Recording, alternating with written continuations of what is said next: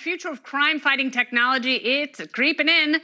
A group of social scientists, oh, there's a motley crew, at the University of Chicago claim to have discovered an algorithm that can predict future crimes up to a week in advance. Of course, in Chicago, all you got to do is put a blindfold on and point in any direction to get the same results. The new AI reportedly tested in 8 different cities and worked with 90% accuracy. It is not without its critics, particularly those who value civil liberties. What could possibly go wrong here? Joining me to discuss 2020 Libertarian Party vice presidential candidate. He is the chairperson of You Are the Power. The power resides within Spike Cohen. Welcome back. Thanks, Kennedy. Thanks for having me on. What could go wrong here?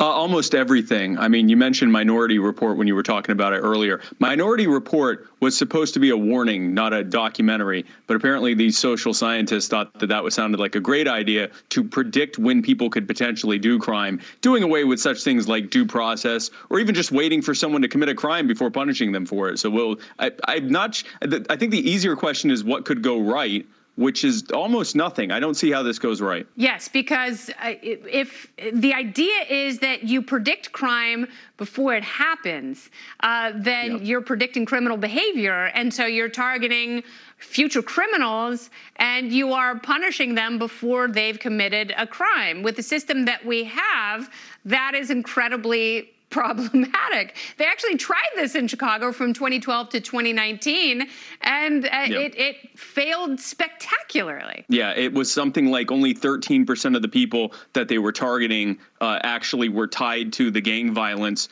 that they were trying to stop from happening. Another way of putting that is 87% of the people they were tracking were completely innocent. Now, imagine, going about in your day-to-day life and all the small misdemeanors and crimes you may be committing. And imagine if there was an AI bot tracking your every motion to see if you were about to commit a crime. You could see how that could end poorly. They said that this one had a roughly 90% success rate. I wonder how much of that is just because at any given time, 90% of people are probably committing some kind of crime or another and aren't even aware of it. Oh, yes. Mike Chase has a great book, How to Become a Federal Criminal, that is all about that. There are ways you can break the law every single day. January 2nd, if you get the year wrong on your check, you have committed a crime. So, Spike, I'm going to see you next week in Las Vegas at Freedom Fest at the Mirage Hotel. This is probably the best lineup they've ever had. Are you looking forward to it? I'm looking forward to it incredibly. I can't wait to see everyone next week. There are freedom-loving, liberty-loving speakers like you and me, giants like you and me from across the country.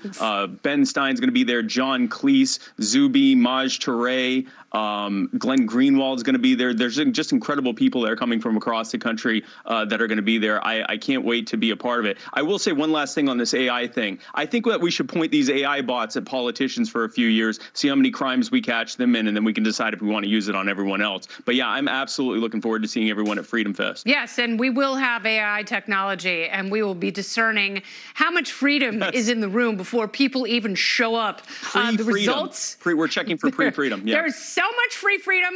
We're going to be 99.9% accurate.